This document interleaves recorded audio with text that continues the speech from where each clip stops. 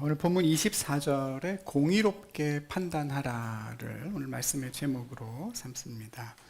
이 말씀이 저와 여러분의 삶이 되기를 바랍니다.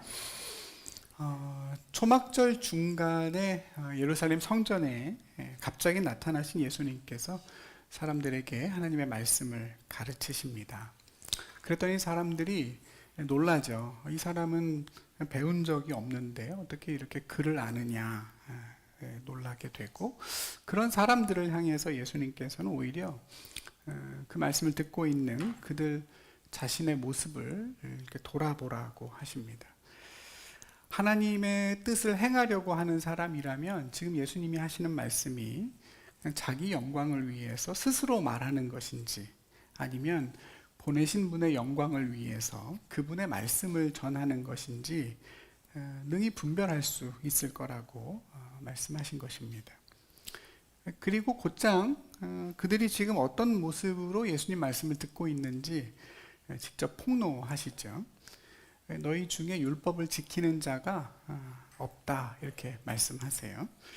그러니까 그들이 하나님의 뜻을 행하려고 하는 그런 마음가짐으로 예수님의 말씀을 듣고 있지 않다는 것이고, 그러니까 당연히 예수님의 말씀이 하나님에게서 온 것인 줄도 분별할 수가 없다, 이렇게 탄식하십니다. 이제 그러면서 예수님께서 그 뒤에 한 가지 뜻밖의 말씀을 덧붙이시는데요. 너희가 어찌하여 나를 죽이려고 하느냐, 이렇게 말씀을 하십니다. 이것이 뜻밖의 말씀인 이유는 전혀 예상하지 못한 상황에서 예수님께서 나를 왜 너희가 죽이려고 하느냐, 이렇게 말씀하신 부분도 있지만, 사실 그보다는 이 이야기를 듣고 있는 사람들, 그러니까 주님이 너희라고 하신 사람들 때문입니다. 여러분, 너희가 어찌하여 나를 죽이려고 하느냐, 여러분, 이 말씀은 예수님이 누구에게 하신 말씀입니까? 예수님을 체포해서 죽이려고 하는 대제사장이나 바리새인들입니까? 아니면 초막절을 지키기 위해서 예루살렘 성전에 올라와 있는 유대인들과 예루살렘 주민들입니까? 5대 5밖에 안, 50% 확률인데, 네, 당연히 후자겠죠. 네, 예수님을 죽이고자 하는 사람들도 물론 그 안에 포함이 되어 있겠습니다만, 그러나 대다수는 그냥 일반적인 유대 백성입니다. 이런 사실은 바로 다음에 이어지는 20절의 주어가 무리라는 것만 봐도 금방 알 수 있습니다. 예수님을 죽이려고 하는 사람들은 26절에 당국자들, 이렇게 나오죠. 또 뒤에 가보면 대제사장들과 바리새인이라고 따로 나옵니다. 이 예수님이 말씀하신 너희는 그런 사람들과는 구분이 되는 일반적인 무리입니다. 그 얘기를 들은 사람들은 그럼 어땠을까요, 여러분? 네, 황당하겠죠? 네, 황당하죠. 도대체 누가 누구를 죽이려고 한단 말이냐, 너무나 이해가 되지를 않습니다. 그래서 예수님에게 그들이 뭐라고 얘기해요? 네, 귀신이 넌 들렸구나, 누가 너를 지금 죽이려고 하느냐, 이렇게 얘기하게 됩니다. 그런데 그 뒤를 보면 계속해서 예수님은 그들을 고발하고 계시죠. 그들 무리를, 너희들을 향해서 고발하세요. 내가 한 가지 일을 행했더니 너희가 다 나를 이상하게 여기고 기이하게 여긴다, 이렇게 말씀하십니다. 이건 또 무슨 얘기인가? 예수님이 한 가지 일을 하셨더니 사람들이 그를 이상하게 여겼다고 하는데요. 그 한 가지 일이 뭡니까, 여러분? 오늘 뭔가 질문이 너무 어려우시죠, 여러분?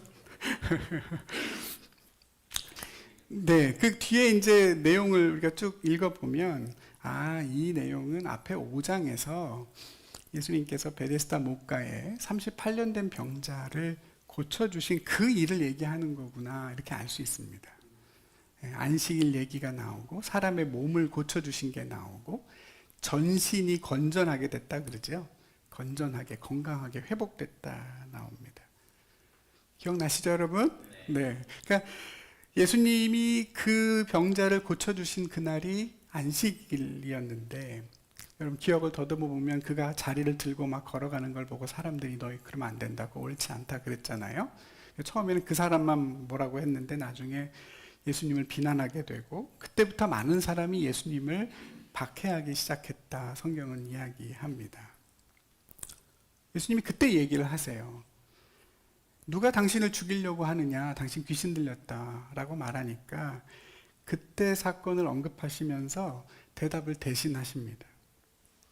물론 지금 있는 예수님 말씀을 듣고 있는 사람들이 다 그때 예수님을 비난하고 박해했던 사람들은 아니겠지만, 그런데 예수님은 그 두 무리를 동일시하시죠. 어떤 측면에서 그런가? 하나님을 향한, 율법을 향한 그들의 마음이 동일하기 때문이고, 또 예수님을 향한 적대감의 뿌리가 그들 가운데 같이 공유되고 있다는 겁니다. 오늘은 그런 부분에 대한 내용입니다. 예수님께서 그러면서 그때 안 하셨던, 베데스다 목가에서 하지 않았던 설명을 해주시죠. 안식일에 하나님의 안식일에 병자를 고친 일에 대해서 분노하는 사람들에게 그들이 생각하고 있는 어떤 논리적인 모순에 대해서 지적하고 계세요. 유대인들이 안식일만큼이나 소중하게 생각하는 할례를 언급하신 것이죠. 아이가 태어나면 며칠 만에 할례를 받습니까? 네, 8일 만에 받죠. 그래서 태어난 날과 할례를 받는 요일이 똑같습니다. 안식일에 태어나면, 토요일에 태어나면 그 다음 주 토요일에 꼭 할례를 받아야 되는데, 안식일에는 아무 일도 하지 말라고 그랬으니 할례라는 일을 할 거냐 말 거냐. 할례를 하려면 되게 큰 일이죠. 엄청 할 일들이 많습니다. 엄청나게 많은 피를 흘리게 되고, 그걸 다 지혈해서 그걸 또 아이를 또 치료해야 되기 때문에 엄청난 일인데, 그걸 할 거냐 말 거냐. 안식일도 중요하지만 할례도 너무 중요한 하나님의 율법인데, 그러면 그날 할 거냐 아니면 하루 지나서 할 거냐 고민을 하게 된 거죠. 유대인들은 어떻게 한다는 거예요? 안식일에 할례를 받습니다. 물론 율법에서는 뭐라고 하느냐면 그런 얘기가 없죠. 율법에는 안식일에 할례를 범할지 말지를 얘기해 주지 않습니다. 근데 유대인들 스스로 정한 거예요. 안식일보다는 할례가 더 중요하다고 여겼기 때문이기도 하고, 더 깊이 들어가 보면 할례를 받는 것이 그래도 안식일의 의미를 온전하게 지키는 길이라고 해석했기 때문입니다. 안식일의 본질이 뭐냐? 율법의 본질이 뭐냐면 사람을 온전하게 하는 것인데, 오늘 예수님 표현으로 하면 건전하게, 건강하고 온전하게 하는 것인데, 할례를 함으로써 그가 하나님의 언약의 백성으로 온전하게 되지 않느냐. 그러니까 안식일 규례에도 맞고 본질에 맞으니 안식일 규례를 뒤로 물린 것입니다. 만약 그런 논리라고 한다면 지금 예수님께서 안식일에 사람을 건전하게 해주신 것은 어떤 거예요? 더 정당한 것이 되죠. 사람의 몸의 한 작은 부분을 잘라내서 그 사람을 온전하게 하는 것이 안식일에 맞았다고 한다면, 전신을 다 온전하게 만든 예수님의 사역이라면 그거는 뭐 말할 것도 없이 안식일에 정당한 것이 아니냐. 그런데도 불구하고 사람들은 예수님이 이 일을 행했다는 그 자체만으로 예수님에 대하여 노여워한다면, 이건 그들의 생각이 얼마나 편협하고 율법에 대한 관점이 얼마나 일관성이 없는지를 드러내는 것이 아니냐. 하나를 보면 열을 안다고 율법을 잘 지키려고 노력하는 그들의 열심이 그 본질이 되는 생명을 온전하게 하는 것에 있는 것이 아니라, 그냥 그걸 함으로 자기 의의를 드러내고 하지 않는 사람들을 정죄하려는 데 있다는 사실을 여실히 보여주신 것입니다. 그래서 하신 말씀이 24절이죠. 너희가 외모로 판단하지 말고 공의롭게 판단해라 하십니다. 오늘 이 본문의 유일한 명령문이죠. 외모로 판단하지 말고 공의롭게 판단해라. 여기 외모라고 번역된 말은 보다라는 동사에서 온 명사입니다. 그러니까 겉으로 드러나서 볼 수 있는 것, 이것을 의미합니다. 그러니까 이 말은 단순히 어떤 사람을 보고 외모로만 판단하지 말아라. 박보검이 얘기하면 다 그 말이 그냥 고지고대로 믿고 좋아하고 그러지 말고, 외모랑 상관없이 판단, 이런 뜻이기보다는 그걸 넘어서는 것이죠. 눈에 보이는 것대로 판단하지 말란 뜻입니다. 그러니까 겉으로 드러나는 현상만 보고 판단하지 말고, 안식일에 일을 했다는 그 표면적인 사실만 보고 판단하지 말고, 예수님의 이미 하신 그 일의 본질이 무엇인가, 그리고 안식일과 율법은 무엇을 목적으로 하는가, 그 계명들을 통해서 하나님이 정말로 원하시는 것이 무엇인지를 분별해서 판단해라 하는 뜻입니다. 그리고 그렇게 하는 것이 다름 아닌 공의롭게 판단하는 것이겠죠.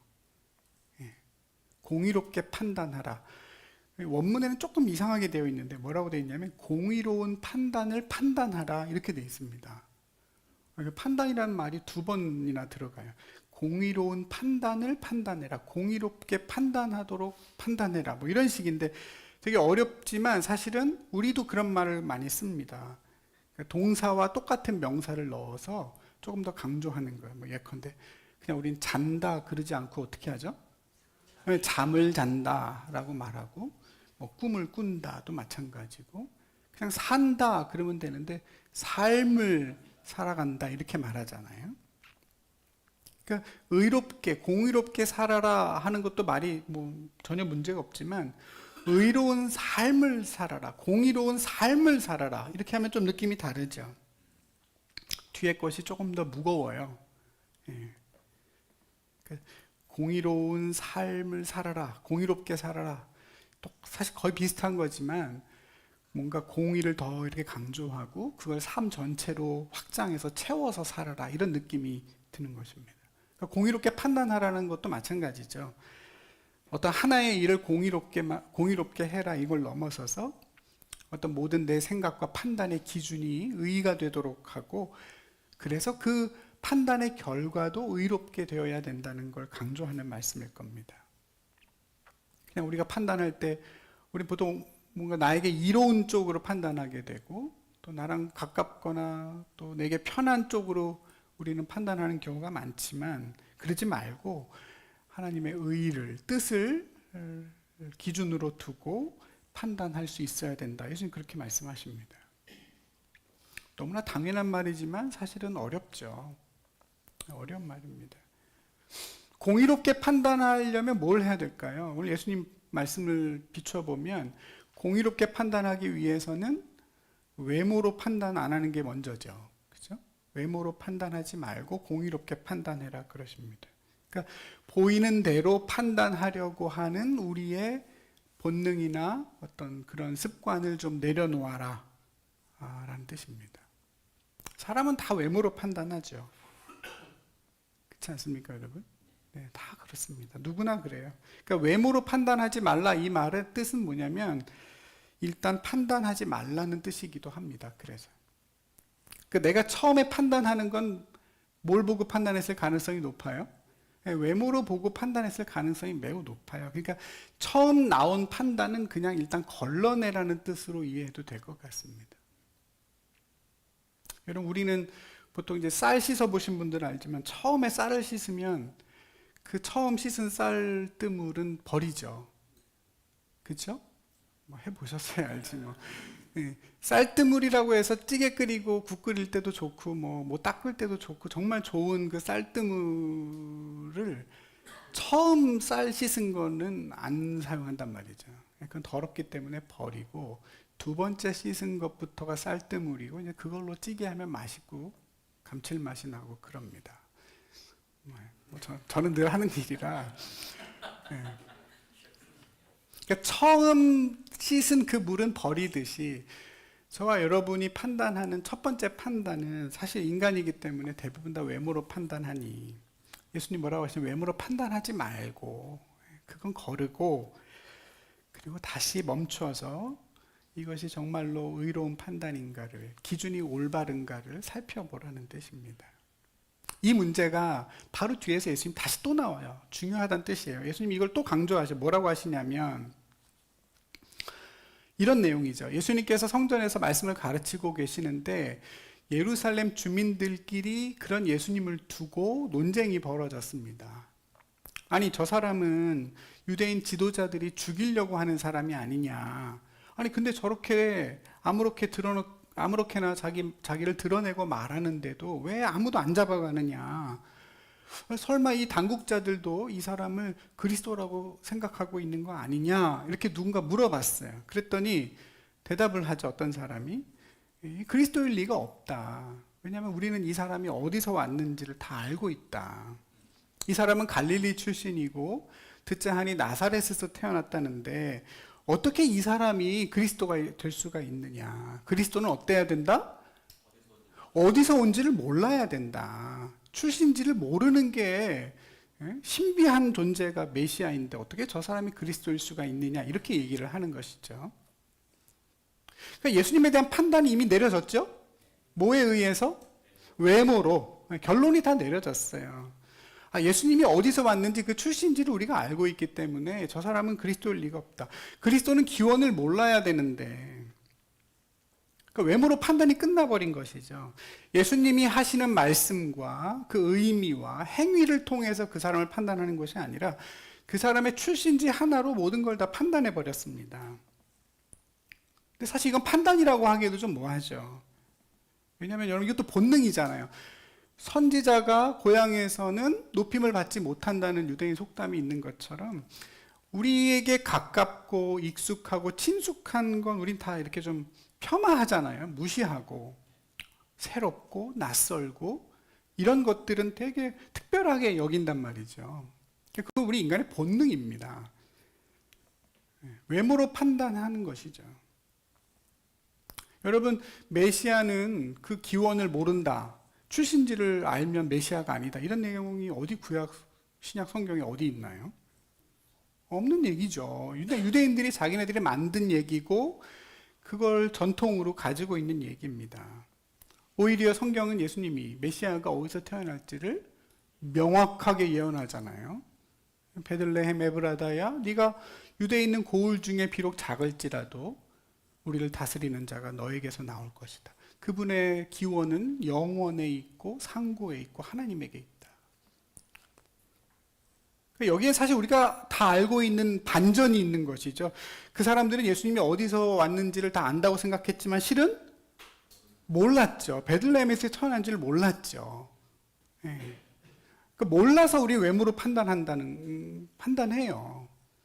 잘 모르고 그냥 막 판단하죠. 그리고 나중에 이제 사실이 확인이 되고 나면 아차 싶은 거죠.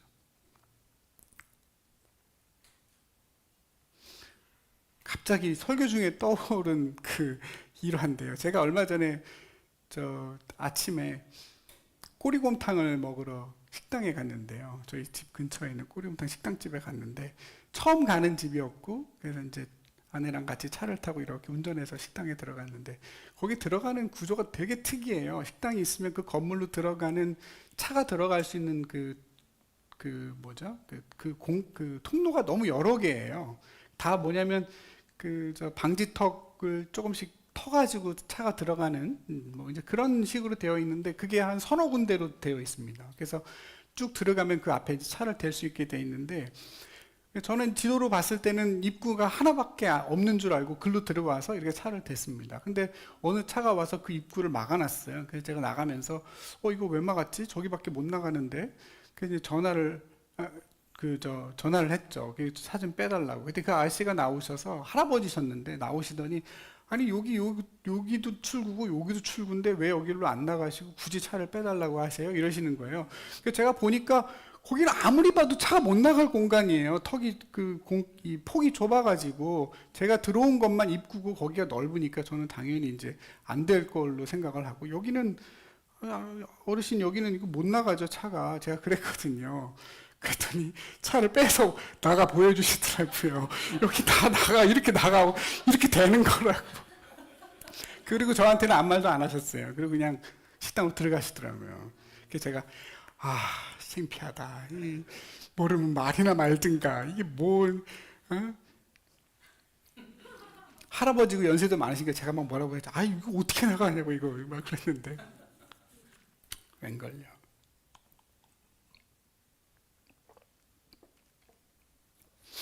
우리의 지식이 다 한계가 있고 그러니까 외모로밖에는 판단을 못하죠.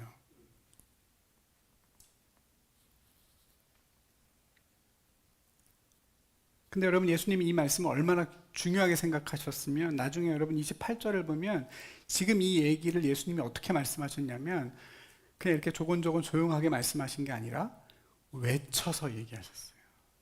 큰 소리를 쳐서 말씀하셨어요. 답답하신 거죠. 예수님에 대한 판단을 이미 외모로 내려버리고 공의롭게 판단하지 못하면서 말씀을 받아들이지 못하는 그들의 모습을 향해서 예수님이 너무 답답해서 소리를 치셨어요. 그랬더니 예수님을 더 잡으려고, 더 해하려고 했다고 오늘 본문이 마무리가 되죠. 그러니까 여러분, 이 이야기의 전체 내용의 결론이 섬뜩한 것입니다. 보세요. 처음에 시작할 때 너희가 왜 나를 죽이려고 하느냐? 예수님 난데없이 사람들이 자기를 죽인다고 말씀하시고, 넌 귀신 들렸구나. 누가 너를 죽이려고 하느냐라고 했는데, 그렇게 시작된 얘기인데 지금 와서는 정말로 예수님을 잡아서 해하려고 하죠.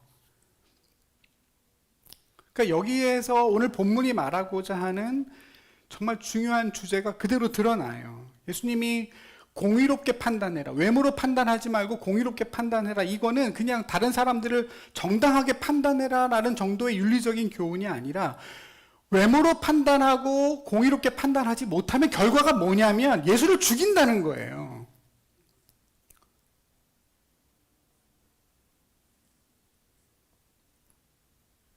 공의롭게 판단하는 문제가 뭐랑 연관되어 있냐면 예수님을 죽이는 것과 연관이 되어 있습니다. 여러분, 예수님을 누가 죽였다고 생각하세요? 예수님을 죽이는데 가장 큰 역할을 한 사람들은 누굴까요? 1번 대제사장과 서기관들, 2번 빌라도와 로마 군인, 3번 예수님의 제자들과 가룟 유다. 누굴까요? 4번 무리. 정답 4번. 오늘 본문이 말하는 게 그거죠. 예수님은 결국 누가 죽였느냐? 외모로 판단하는 사람들이 죽였다. 무리가 죽였다. 너희가 어찌하여 나를 죽이려고 하느냐? 그때 너희는 누구냐면요, 바리새인이 아니에요. 로마 군인이 아닙니다. 지금 예수님 말씀을 듣고 있는 사람들이에요. 공의로 판단하지 않고 외모로 판단하는 사람들. 너희가 나를 지금 죽이려고 하고 있다고 말씀하시죠. 여러분, 동의가 되십니까? 사도행전 2장에 보면 베드로가 오순절에 유대인들을 향해서 설교할 때 이렇게 얘기하죠. 너희가 법 없는 자의 손을 빌어서 예수를 죽였다. 그때 너희는 누구? 무리, 유대인들이고, 법 알지 못하는 자는 누구? 법이 없는 자들은 로마죠. 율법이 없는 사람. 그러니까 로마의 손을 빌려서 너희가 죽였다. 3장에 또 나옵니다, 여러분. 너희가 생명의 주를 죽였다.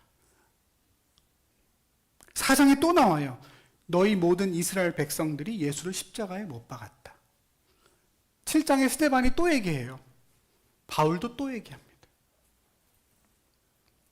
그러니까 유대인들 입장에서 볼 때는 좀 억울하지 않을까요? 그죠? 너무 가혹하죠. 아니, 우리가 사형의 권한이 있느냐? 그건 로마가 가지고 있고, 우리가 무슨 바리새인이나 대제사장들처럼 예수님을 심판할 권한이 있느냐? 우리는 없다. 우리가 서기관들처럼, 율법 교사들처럼 율법에 대해 잘 아느냐? 예수를 정죄했느냐? 아니다.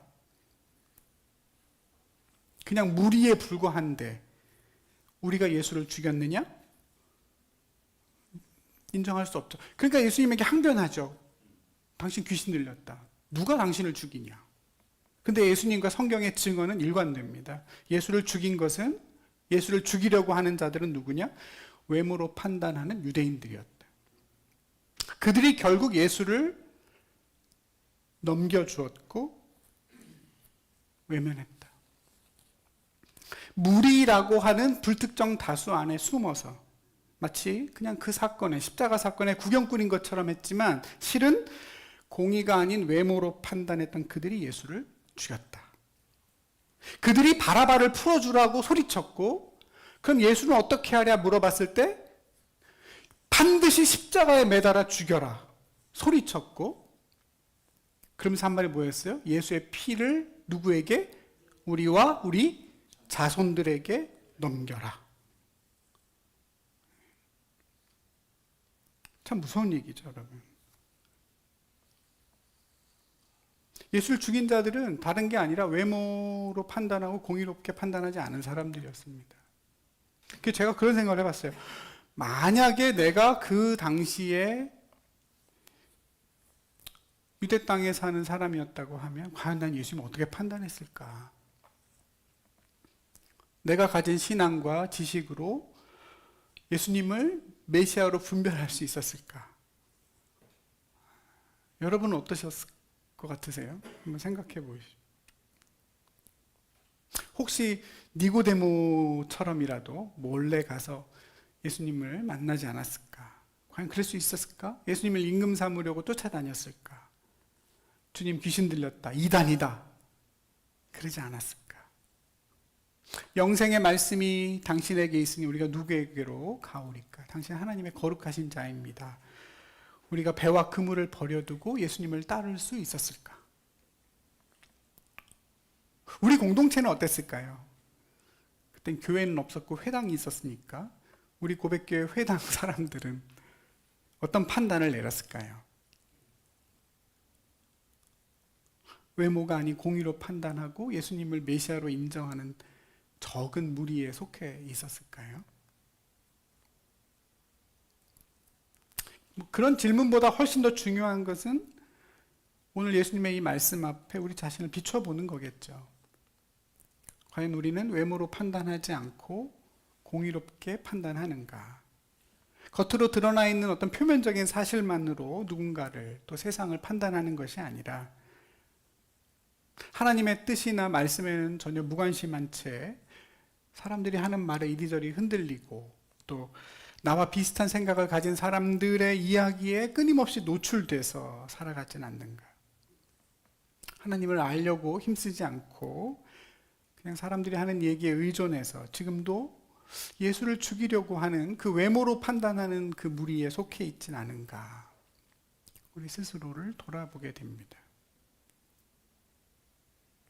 여러분, 사람이 예수님, 하나님의 뜻을 행하려고 마음을 먹으면 예수님의 말씀을 들을 때 그분의 말씀이 하나님에게서 온 것인지 그냥 사람이 하는 얘기인지를 분별할 수 있을 거라고 하셨습니다. 내 영광을 위해 사는 것이 아니고 나를 보내신 분의 영광을 위해서 사는 사람은 참되고 의로운 삶을 살아갈 수 있을 거라고도 하셨습니다. 말씀을 그냥 문자적으로만 읽고 그걸 그냥 그대로 판단하는 것이 아니라 그 안에 담겨 있는 하나님의 뜻을 생각하고 외모가 아니라 공의로 판단하려고 노력할 때 그는 진리 안에서 자유로울 수 있다고 오늘 설명해 주시죠. 그렇게 생각하는 사람들이 세상에 있는 한, 외모가 아니라 공의로 판단하는 사람들이 이 세상에 있는 한 예수는 해를 받지 않으며 그분의 나라는 쇠하지 않을 것입니다. 아무리 세상이 타락하고 아무리 부패해도 진리를 왜곡하는 사람들이 아무리 권세가 있고 힘이 있어도 외모가 아니라 공의로 판단하는 그 거룩한 무리가 있는 한 어둠이 빛을 삼키지 못합니다. 그런 거룩한 무리를 가리켜서 성도라고 하죠. 성도의 뜻은 거룩한 무리입니다. 무리는 무리인데 거룩합니다. 하나님의 뜻을 행하기 위해 말씀을 읽고 외모가 아니라 공의로 판단합니다. 그런 거룩한 무리가 세상에 존재하는 한 예수는 세상에 의해 절대로 죽임당하지 않습니다. 그런 무리가 크고 많아야 하느냐? 그렇지도 않습니다. 세상에 소금과 같고 빛과 같은 사람들이 적은 무리여도 충분하다고 예수님 말씀하시죠. 여러분, 바다에 소금이 몇 프로나 되면 바닷물 짠물이 됩니까? 막 물 속에 소금이 한 절반쯤 들어가야 되나요? 바닷물 평균 농도가 찾아보니까 3.5%라고. 네. 물 속에 3.5%의 소금만 있어도 짠물이고 바닷물입니다. 너희가 세상의 소금이다 그러실 때 그런 사람들이 엄청 많을 걸 하는 예수님 기대하셨을까요? 100명 중에 서너만 돼도 세상이 썩지 않는다고 하신 거겠죠. 예수님, 사실 오늘 우리나라에서 예수 믿는 사람 숫자가 점점점 줄어들고 통계적으로 그렇다는 수치가 저는 별 의미가 없다고 생각합니다. 성경이 말하는 부흥이 겉으로 드러난 숫자나 어떤 규모의 차원이 아니기 때문입니다. 예수님 사역하실 때 그 팔레스타인 땅에는 전 국민이 하나님을 믿었습니다. 그렇지만 어떻게 됐습니까? 우리나라에 예수 믿는 사람이 아직도 수백만 명이라고 그러는데 과연 소금이 되고 빛이 됩니까? 매년 종교에 대한 신뢰도 조사를 하는데 작년 결과가 나왔는데 개신교는 4등이라면서요? 1등, 2등은 누군지 대충 알 것 같고 뭐 불교, 천주교가 할 것 같고 그러면 그 다음이 3등이 우리인데 왜 4등이 됐죠? 원불교가 3등이라고 나오대요. 여러분 원불교가 뭔지 아십니까? 사람들은 알까요? 세상 사람들은? 그럼 왜 원불교가 3등이 되고 우리가 4등이 됐죠? 우리 바로 다음이 천도교더라고요.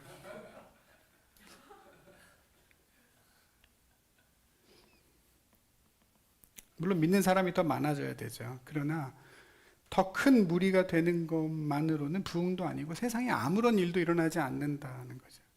외모로 판단하지 않고 공의롭게 판단할 수 있는 거룩한 무리가 회복이 되는 그런 부흥이 이 땅에 꼭 임하기를 소망합니다. 여러분 결이 조금 다른 얘기이긴 합니다만 앞으로 우리나라에 과연 독재나 쿠데타가 성공할 확률이 얼마나 될까요? 갑자기 독재 정권이 들어선다든가 아니면 쿠데타가 일어나서 그것이 성공한다든가 그런 일이 높을까요? 낮을까요? 가능성이. 그럼 어떻게 생각하세요? 낮을 것 같죠?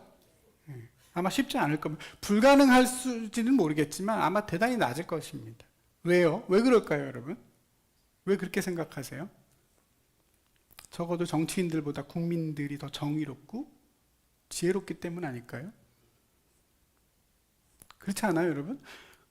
정치인들의 도덕성이나 지성보다 국민들의 집단 지성과 도덕성이 더 우위에 있고 그래서 정치인들은 국민들 눈치도 보고 제멋대로 못하지 않습니까? 아직도 전 세계 인구의 4분의 3 이상이 비민주적인 체제 아래서 살고 있고 우리나라를 너무너무 부러워하는데요. 그럼 우리나라가 어떻게 민주화가 됐습니까? 좋은 정치인이 있고 좋은 리더가 있어서였습니까? 꼭 그렇지 않죠? 정말 좋은 리더가 있는데도 불구하고 민주화되지 못한 나라가 지금도 세상에 얼마나 많습니까?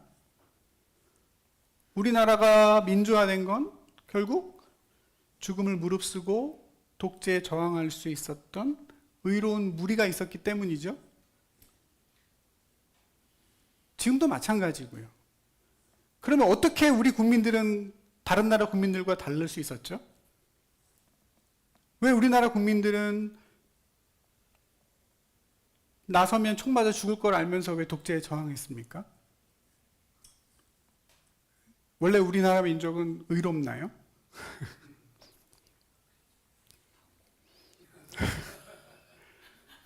모르겠습니다. 사회학자들은 어떻게 판단할지 모르겠지만 저는 그게 진리의 힘이라고 생각합니다. 배움의 중요성을 알고 그래서 국민들이 대부분 질 좋은 교육을 받아서 시시비비를 가릴 수 있는 것이죠. 그래서 학생들이 나서지 않습니까? 외모가 아니라 공의롭게 판단할 수 있는 나름의 힘을 국민들이 다 가지고 있습니다. 다 글을 알아요. 그리고 정보에 밝고 그것들을 소통할 공간이 너무나 많습니다. 엄청난 힘이죠. 우리는 너무나 당연한 것이지만 사실 그러나 아직도 수많은 나라가 그걸 원하기만 할 뿐 사실 누리지 못하는 은총이고 기적입니다. 한국 교회가 어떻게 하면 회복이 될까요, 여러분? 나쁜 목사님들이 다 죽거나 다 이렇게 물러나고 좋은 목사님들이 성도들을 섬기면 교회가 회복될까요? 아니죠. 천만의 말씀이죠. 그럴 일은 없죠.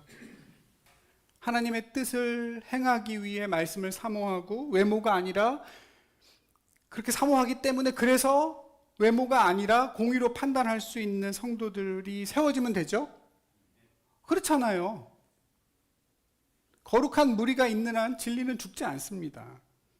아마 제가 여러분 여기서 설교하면서 이상한 소리를 하거나 성경과 아무 상관없거나 오히려 성경에 없는 소리 하면 여러분 어떻게 하실 거예요? 아마 당장 가만히 있지 않으실걸요? 진짜 막 벌떼같이 일어나서 막 주중에 저한테 막 연락하실걸요? 그 말씀 도대체 어디 있는 얘기냐,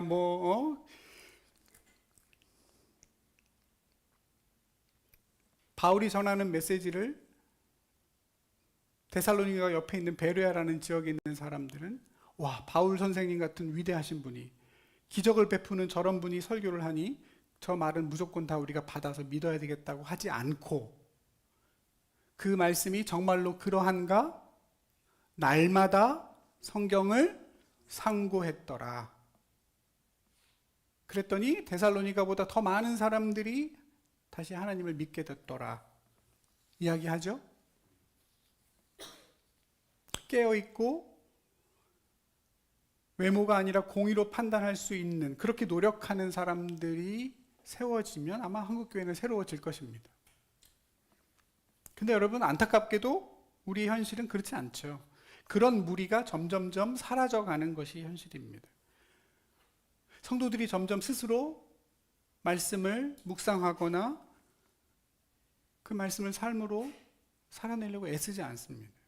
사실은 그래서 진짜 교회가 위기입니다, 여러분.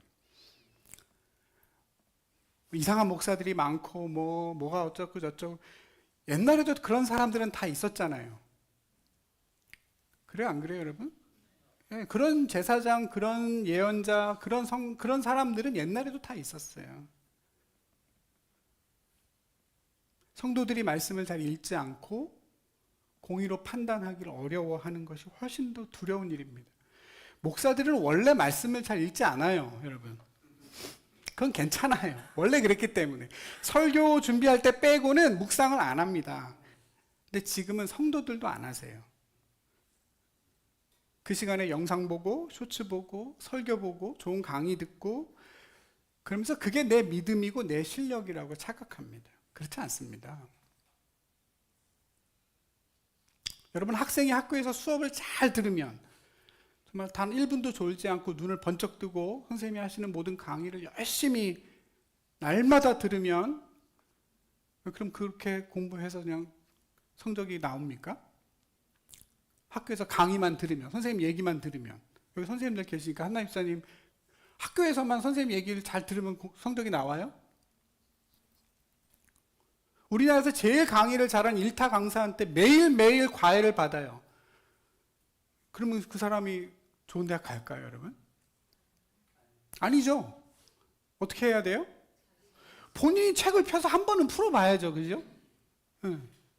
강의 들을 때는 다 내 실력 같죠. 다 이해가 된 것 같지만 내가 문제를 풀어보면 전혀 다르죠. 정말 좋은 설교를 수없이 들으면 믿음이 자랄까요? 천만의 말씀입니다. 물론 듣지 않는 것보다야 낫겠죠. 근데 그것도 잠시뿐이고 그 효과는 점점점 사라집니다. 내가 스스로 말씀을 먹지 않는 한, 그리고 그 말씀을 통해서 내 삶에서 공의롭게 판단해 보려고 하지 않는 한 신앙은 자라지 않습니다. 믿음은 들음에서 나고 들음은 그리스도의 말씀으로 말미암다고 그러지 않았나요? 그 로마서 말씀은 그런 뜻이 아니죠.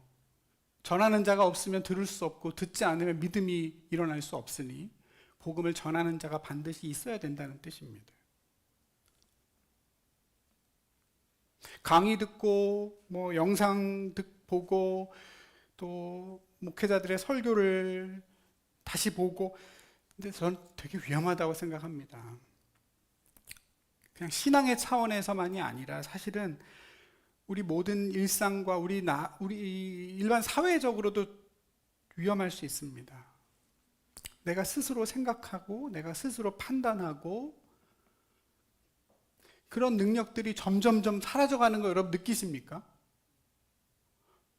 전 느껴요. 전 느낍니다. 아, 이게 뭔가 좀 내가 이상하구나. 그, 어느 날 제가, 화장실에 앉아서도 맨날 핸드폰만 보고 앉아있고, 아, 이게 지금 뭔가 문제가 있다. 그 화장실에다가 다시, 요만한 바구니를 올려놓고 그 안에다가 제가 읽고 싶은 책들을 이렇게 두세 권 넣어놨어요.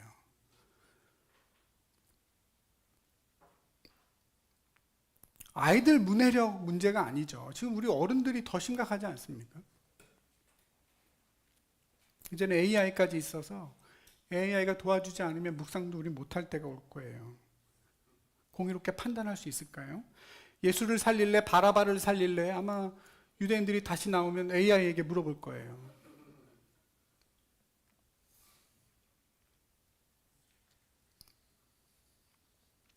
사랑하는 우리 성도 여러분, 내가 진리의 말씀을 스스로 읽고 묵상하고 배불리 먹어서 외모가 아니라 공의로 판단하는 믿음의 장성한 분량에 꼭 이르게 되시기를 축복합니다.